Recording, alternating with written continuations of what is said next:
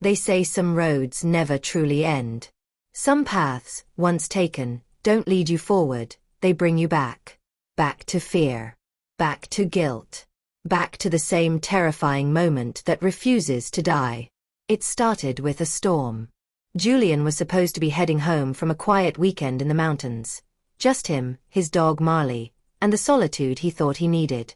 A reset after the breakup, after the job loss, after the death of his brother. The GPS had mapped a clear, 2-hour route back to the city. But something shifted as the rain started. Thick, black clouds coiled above the trees. The road began to narrow, and cell signal flickered and died. Marley whimpered from the passenger seat, ears pinned back, eyes fixed on something Julian couldn't see. He should have turned back. Should have stopped at that gas station with the flickering sign and the old man who muttered something about a road that remembers. But Julian had laughed it off. One turn. That's all it took. The road ahead bent hard left into dense woodland. No signs, no mile markers. Just tall, dark pines pressing in on both sides like watching giants. His GPS blinked, then reset. Recalculating. Then silence. Julian muttered under his breath. Great. Real helpful. The rain turned to sheets. The wipers couldn't keep up. Marley whined louder, and Julian felt the hairs on his neck stand up. Something about the air had changed. It felt heavy. Wrong. After 20 minutes, Julian noticed the trees were starting to look the same. And then he passed it. A rusted-out, overturned pickup truck on the side of the road. Its windows smashed, vines creeping across its frame like fingers trying to pull it underground. Something about it made Julian's stomach drop. He pressed the gas harder, heart rate spiking. Marley growled softly. The road twisted again, deeper into the forest. And then, the same truck. Same rust pattern. Same broken windshield. Same license plate, tilted and scratched but visible. K67, LTR. Julian slammed the brakes. No. No, no, no. He backed up, turned around. Drove the other way. Fast. The storm thickened, thunder cracking like the sky itself was tearing. Branches whipped past his windows, and the road grew narrower with every mile. He didn't care. He just needed to find an exit, a house, anything. 10 minutes later, headlights caught something ahead. A figure. Julian hit the brakes hard, tires screeching. He skidded slightly on the slick road and stopped just feet from the person. A woman. Mid-30s maybe. Drenched. Pale. Her eyes were wide, unblinking. Her arms hung limply at her sides. She didn't move. Julian rolled down the window a crack. Are you okay? You need help. No response. Just that blank stare. He opened the door, rain instantly soaking his clothes. Marley barked once, sharp and frantic. As Julian stepped toward the woman, she slowly lifted one hand and pointed, not at him, but past him. He turned around. Nothing. Just the road. Trees. Mist curling through the branches. When he turned back, she was gone. Completely gone. Not a sound. Not a splash. Not even footprints. Julian ran back to the car, heart hammering, and slammed the door shut. What the hell is going on? He put the car in drive and floored it. As he rounded the next bend, the road straightened, and widened slightly. A strange relief washed over him. Maybe he'd finally hit a stretch that led somewhere. He didn't care where. He just wanted out. Then he saw it.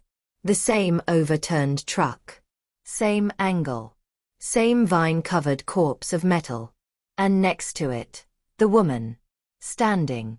Waiting. Smiling.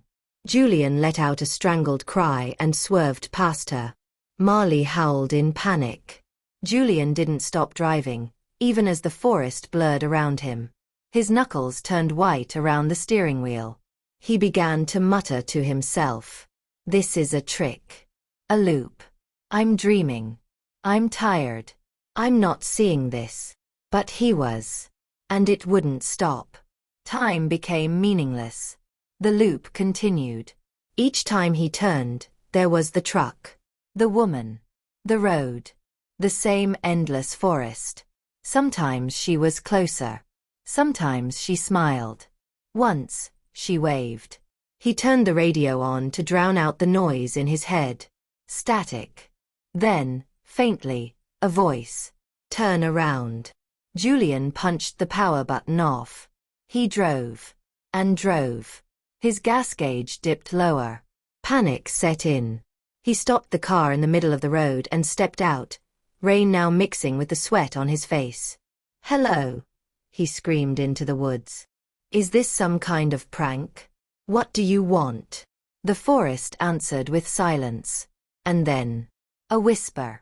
So close it felt like it had been whispered inside his ear. No escape. Julian spun around. Nothing there. He got back into the car, soaked, shivering. Marley was curled in the back seat now, shaking. Julian drove. Again. And again the truck. This time, something was different. The figure was now standing on the road. Closer. Her head tilted slightly, eyes gleaming. As Julian slowed in panic, the woman reached up and pointed to the sky. He followed her gaze. Lightning cracked. And there, something hung in the trees. A rope. No, a noose. Swaying. Julian blinked. The trees blurred. When he looked again, the noose was gone. The woman, too. And Marley was barking. Not at the road, but at the back seat. Julian turned slowly. The space was empty. Or so it seemed. A cold breath brushed the back of his neck. He slammed on the gas. But his mind was cracking now.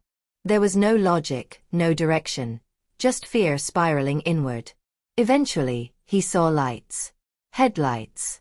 Another vehicle. A dark SUV parked on the side of the road. Julian swerved in front of it and jumped out, running toward it.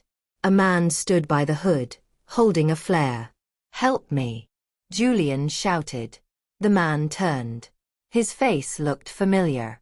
Too familiar. Julian froze. It was him. An older version of himself. Bruised. Dirty. Hollow-eyed. He didn't speak. He just stared. Then slowly shook his head. "Don't bother," the older Julian whispered. "You can't leave." Then he stepped back, fading into the trees, vanishing like smoke. Julian screamed. He got back in the car, trembling, heart splintering. His hands gripped the wheel tighter than ever. And again, the road. And again, the loop. The sharp click of her alarm jolted Ava upright again. 6:06 a.m. Again. The digital numbers blinked mockingly. She reached out and yanked the cord from the wall. The screen flickered once before fading, but in her gut, Ava knew this wasn't over. It wasn't as simple as disabling a clock. Something deeper, darker, was feeding this repetition. Outside, the morning fog clung to the windows like a veil. Ava moved mechanically to the sink, her hand trembling as she splashed cold water on her face. When she looked up, her own reflection stared back, but something was wrong. The reflection blinked late. She froze, heart thudding in her chest. It wasn't a trick of the eye.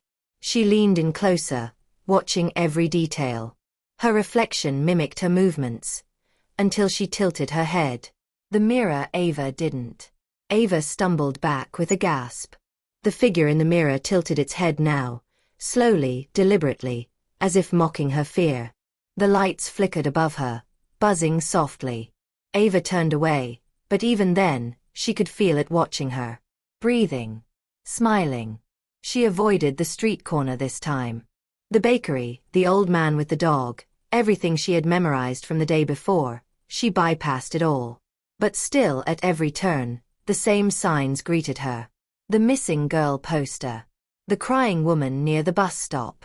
The loud crash of the garbage truck at exactly 7:45 a.m. She walked faster, trying to break out of the pattern. She turned onto a street she didn't remember. Narrow, crooked, unfamiliar. Houses loomed high with shuttered windows, paint peeling like dead skin. The air grew colder. That's when she saw it. The girl from the poster. Standing alone at the far end of the road, wearing a tattered yellow raincoat. Her face was in shadow, her hair limp and wet like she'd just climbed out of a river. Ava's breath caught in her throat. "Are you Emily?" Ava asked, cautiously stepping forward. The girl slowly lifted her head. Her face wasn't right. The eyes were too wide, too dark. Her skin, pale and waxy. And then, she smiled. Not a child's smile. Something else smiled through her face. Ava turned and ran. Back at her apartment, her front door was open. Her stomach sank. She stepped inside slowly, inch by inch, the hallway stretching too long, shadows pooling in every corner. The lights wouldn't turn on. "Ava," a voice whispered from within the dark. Her breath caught in her throat. She backed away, but the door slammed shut behind her. "Ava." The voice repeated, deeper now. It echoed as if coming from inside the walls. She turned and bolted toward the kitchen, but the layout had changed. The hallway curved unnaturally, stretching into a shape that shouldn't have existed in any real building. Doors lined the sides now, doors she'd never seen before. Each one identical. Closed. Silent. Then came the knocking. Knock. Knock. Knock. First from the left. Then the right. Then both. Rapid. Frantic. One door creaked open slowly at the end of the hall. The air smelled like wet earth and something metallic. Ava stepped closer, drawn despite herself. Inside, there was a mirror. Just a mirror. Large and cracked down the center. She took a step inside. Her reflection stood motionless. Then it smiled. She woke up again. 6:06 a.m. She screamed. She tore the sheets off, knocked over the lamp, punched the alarm clock until it shattered, but the numbers still glowed in her mind, even as the plastic cracked and broke. She ran to the window. Outside, the street was the same. The old man with the dog. The passing red car. The bus groaning to a halt. Nothing changed. The loop wouldn't break. And she wasn't the only one trapped. She visited the police station that morning. "I'm being followed," she told the officer at the front desk. "I think something's wrong with this place." With time. The officer blinked slowly. Too slowly. "We've been expecting you," he said calmly. "What? This is your third report this week." "No, it's not. I just..." He turned the monitor toward her. Surveillance footage played, grainy and distorted. It showed Ava, sitting in that very chair, 3 times before. Different clothes. Same fear. She staggered back. "I don't remember this," she whispered. The officer leaned in. "Most don't." And then he smiled. His teeth were too many. She bolted from the station. That night, Ava locked every door and window. She pushed furniture against the doors. Sat with a knife in her lap. The wind howled outside, rattling the glass. But the sound didn't come from the windows. It came from the mirror. The bathroom light flickered. She approached slowly, the mirror warping slightly as if water rippled across it. Her reflection shimmered, blurred, and stepped forward. Out. The figure was her, but not her. Taller. Eyes too black. Skin too smooth. The thing moved like it was remembering how to walk. "You're tired," the thing whispered. "Let me carry it now." Ava screamed, slashing at it with the knife, but the blade passed through nothing. The creature lunged, and everything went black. She woke up. 6:06 a.m. Blood on her hands. Not hers. She didn't leave the apartment for 2 days. Not that it mattered. She had watched herself from the window, walking outside, talking to people, laughing, crying. A version of herself that had taken her place while she hid. Ava tried smashing every mirror, every reflective surface. Still, it found ways back in. She burned the posters, broke her phone, destroyed her laptop. Still, at 6:06 a.m., she always woke up again. She started writing everything down, mapping the loop. She noticed small changes. The woman crying by the bus stop, weeping a little louder each time. The man with the dog, missing fingers on day 5. The shadows cast on the sidewalk, lengthening unnaturally, even at noon. And always, the girl in the yellow coat. Watching. Waiting. Each day she got closer. On day 10, Ava followed her. She trailed the girl down a path in the woods behind the neighborhood. A path she had never seen before. The trees grew closer, gnarled roots twisting like claws. The air was thick with rot and whispers. The girl stopped near an old well. "Why are you doing this?" Ava asked. The girl turned. Her eyes glistened like oil. "This place remembers," she said, voice hollow. "You're part of it now." "What do you mean?" "You looked too long in the mirror." Ava's skin prickled. "This loop," the girl continued, "it feeds on fear, on guilt, on memory. It doesn't want escape. It wants surrender." She began walking backwards into the woods, melting into the fog. Ava didn't follow. She collapsed by the well, sobbing, the weight of repetition crushing her lungs. Then she saw her own name carved into the stones. Ava B. Forever watching. That night, the apartment whispered to her. It knew her now. Every secret. Every fear. It whispered them back in her own voice. "You left her. You let her die. You deserved this." The loop wasn't just a prison. It was penance. And in the mirror, her reflection waited, patient, smiling. Not a mockery now. A promise. There was a door in Ava's apartment that shouldn't exist. She first noticed it on day 14. It was between the hallway closet and the linen cabinet. An ordinary white door, same trim, same paint. But there had never been a door there before. And it had no handle. No lock. No hinges. Just the suggestion of a door, flush with the wall, daring her to question its presence. She stared at it for hours that morning, unable to look away. Her reflection in the nearby mirror shimmered, twisted, smiling again. She pressed her palm to the door. It was warm. Ava began documenting everything. She drew the layout of her apartment over and over, checking every measurement, every crack, every inconsistency. The door shouldn't be there, but it always was now. No matter what she did, it appeared again each morning at 6:06 a.m. She tried covering it. Hanging towels. Dragging a bookcase in front of it. Painting over it. But every night, as she slept, something moved the obstacles. The bookcase would be pushed aside. The paint would peel off in long strips, revealing the door, pristine and untouched beneath. And the whispers were growing louder. That day, the world outside her window had shifted again. There were no people. No buses. No bakery. No children laughing in the park. Just silence. Thick, suffocating silence. Ava stepped outside and felt it immediately, the wrongness in the air. The buildings seemed to lean toward her. The sky was a sickly yellow-gray, like bruised skin. Birds hung in midair, motionless, as if frozen in time. At the corner, the girl in the yellow raincoat stood waiting. "Why me?" Ava asked. The girl blinked slowly. "Because you watched." Ava frowned. "Watched what?" "The video." A chill wrapped around her like barbed wire. "I don't remember." The girl took a step closer. Her eyes were glassy voids. "But it remembers you." Back in the apartment, the door breathed. A soft, rhythmic pulse. Inhale. Exhale.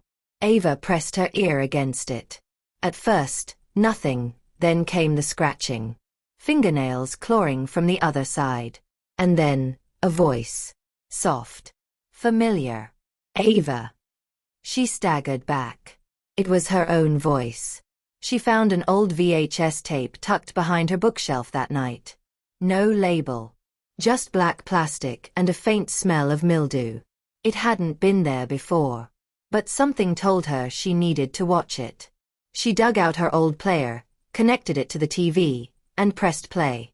The screen flickered to life. Grainy footage. A room.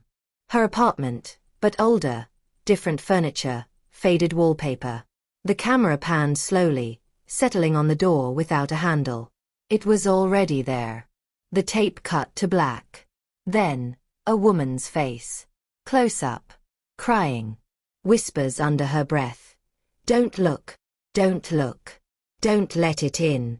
The tape distorted.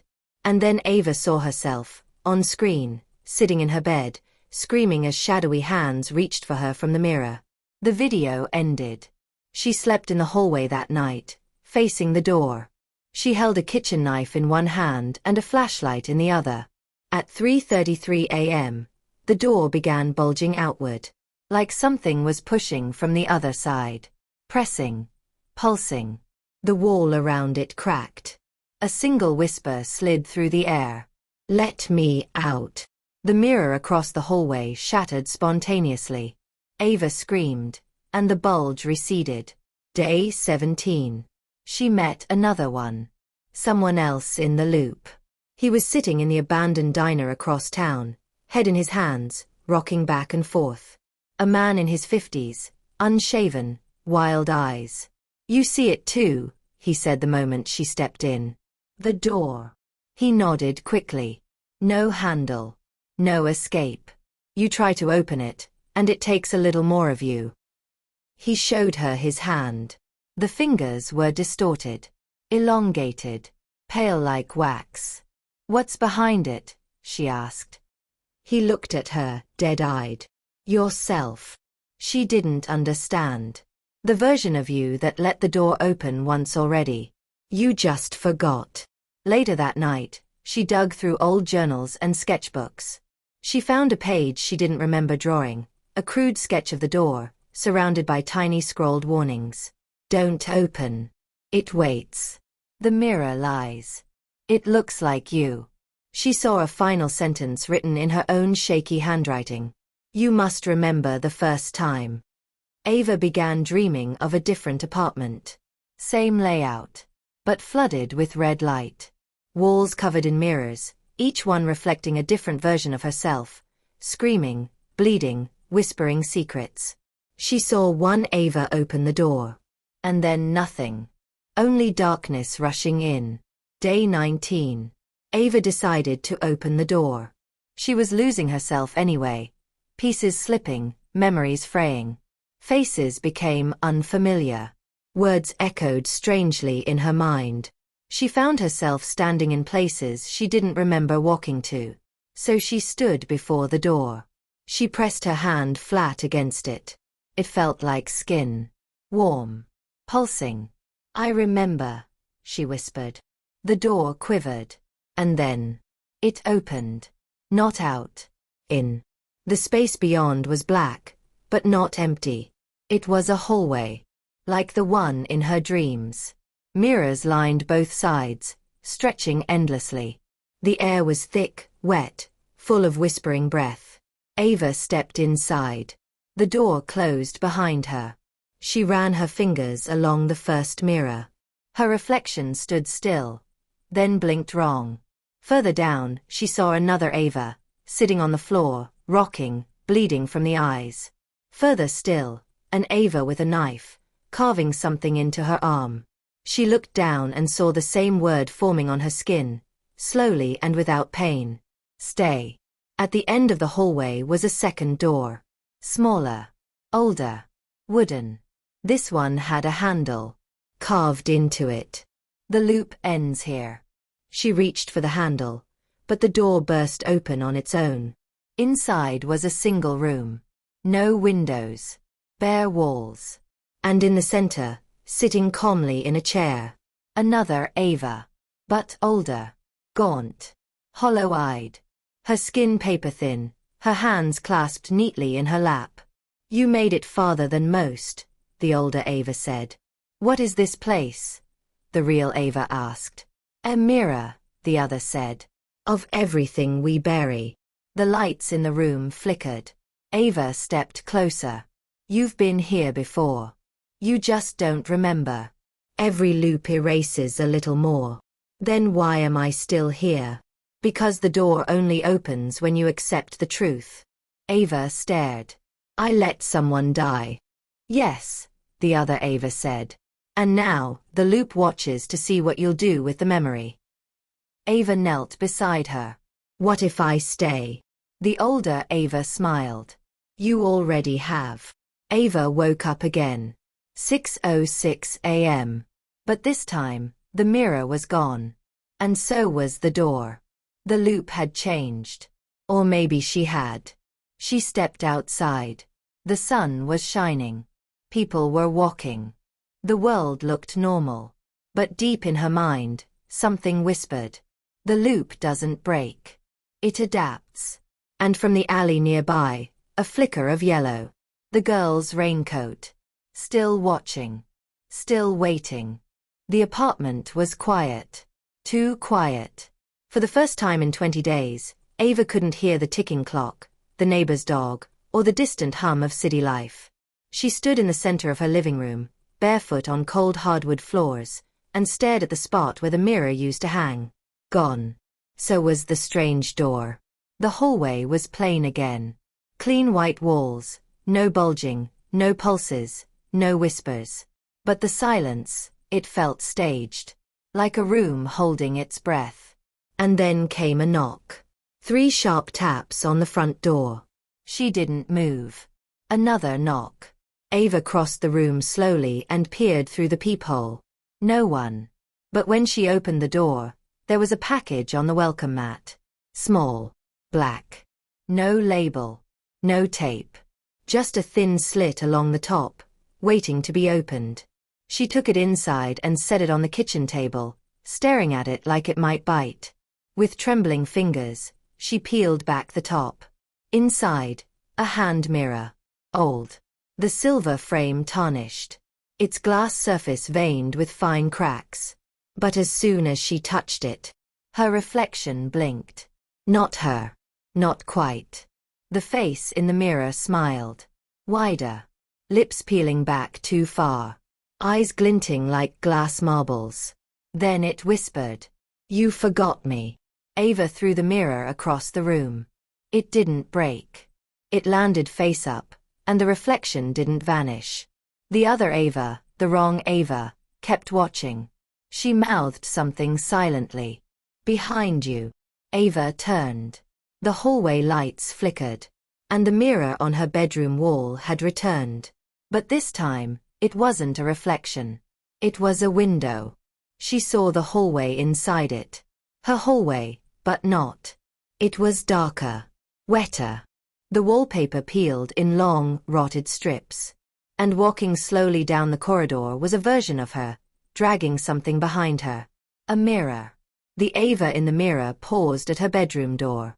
She looked up. And she smiled. Ava slammed the bedroom door and locked it. But when she turned around, the room was not hers anymore. It was familiar but warped. Furniture in the wrong places. Wallpaper she didn't recognize. A crib in the corner with a mobile spinning above it, slowly creaking. Her skin prickled. And then she saw herself, again. In the corner. Rocking.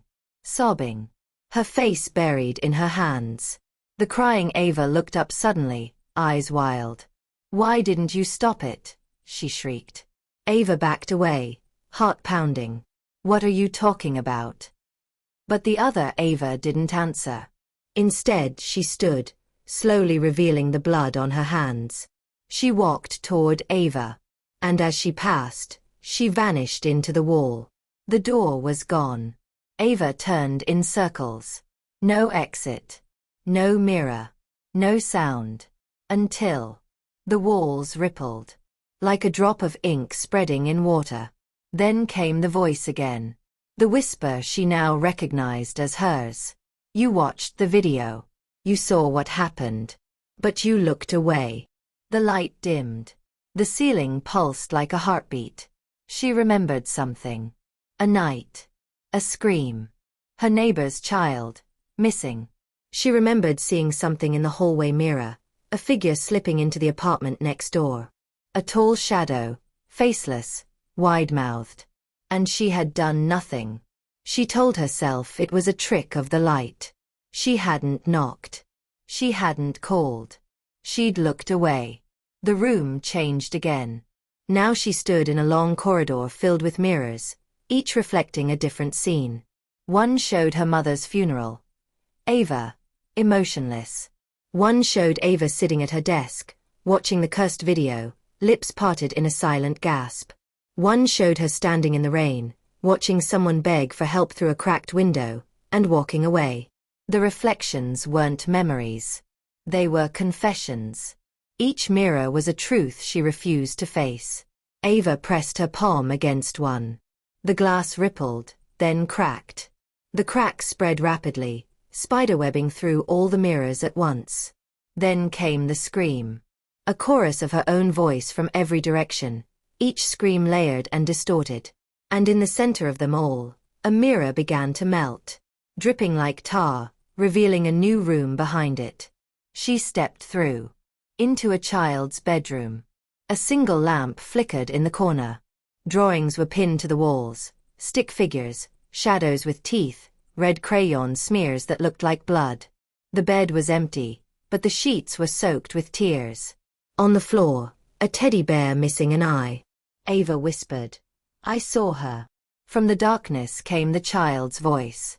You saw me. But you didn't help.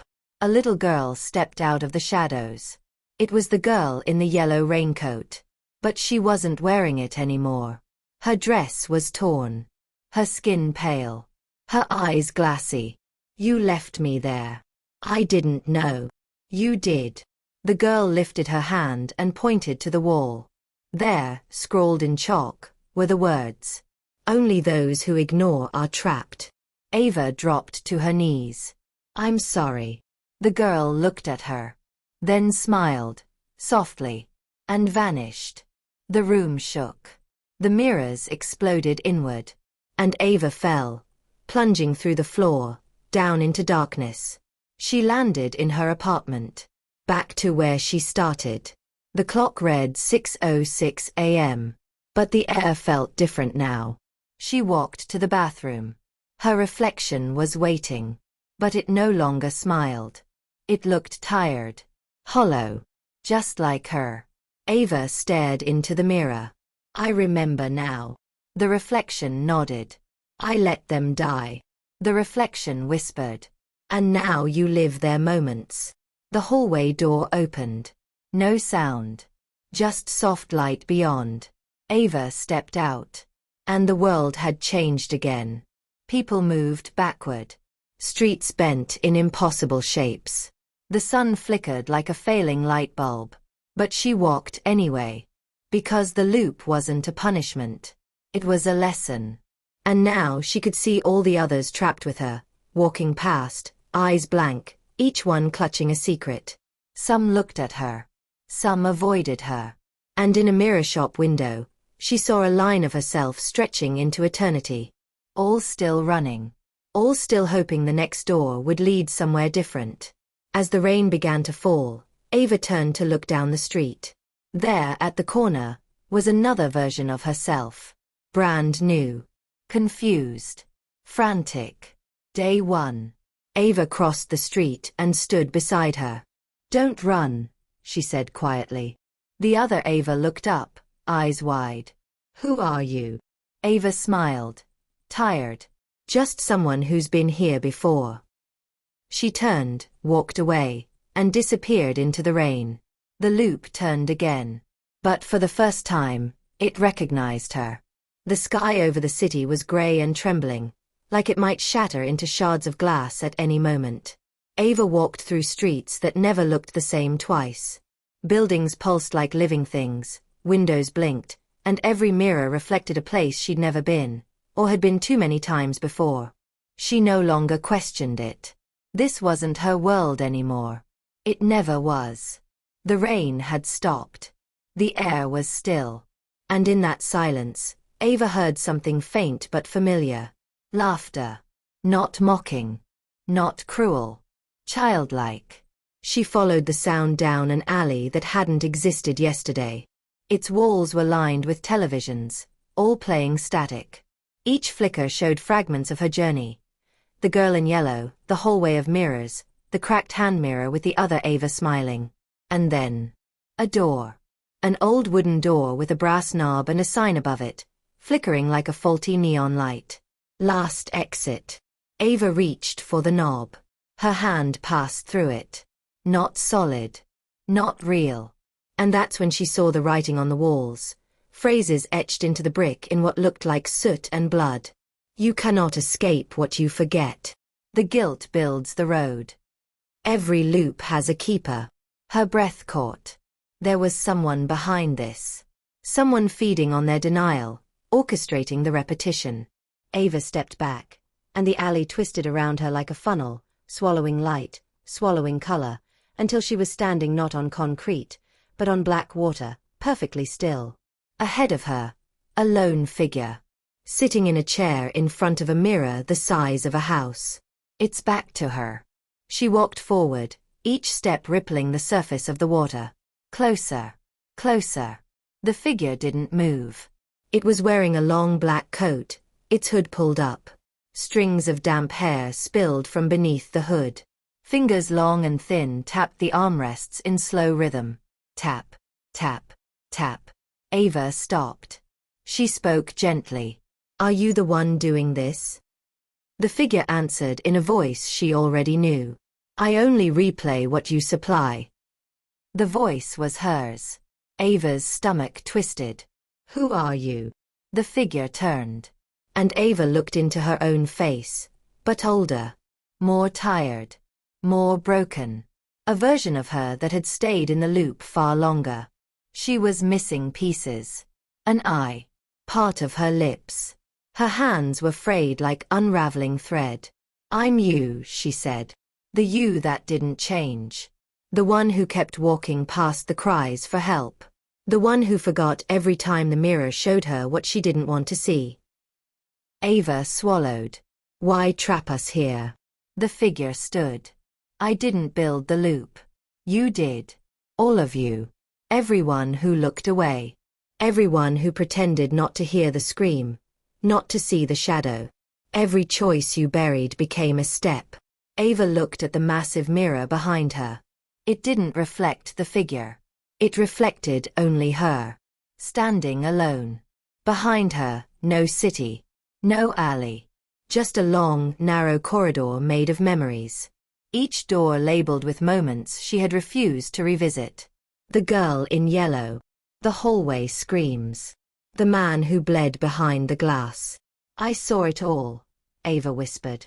But you said nothing, said the other Ava. And the loop listens. It remembers silence. The water beneath her feet rippled violently now. Waves rising. Churning. The world was coming apart. I want out, Ava said. The broken version of her smiled faintly. Then do something none of us ever did. Which is, face it. The mirror cracked. It didn't shatter, but peeled open, like a curtain being drawn. And inside, the corridor. But not empty. It was full of them. The girl in yellow. The weeping woman from the mirror. The neighbor. The silent passengers from the subway. Each one waiting. They stared at her with eyes too tired to beg. Ava stepped inside. And as she walked down the corridor, the walls whispered. Each step was a memory relived. The fear. The guilt. The denial. It all came back. And for the first time, she did not look away. Door after door, she opened. Faced what she had avoided. The child crying in the hallway. She stepped out and held her hand. The man who bled through the mirror. She knelt beside him and closed his eyes. The woman with the stitched mouth. Ava whispered a name she had forgotten, and the stitches unwound. Each act, small, kind, brave, broke another piece of the loop. Until, finally, she stood before the last door. This one bore her own name. Ava. She reached for the handle.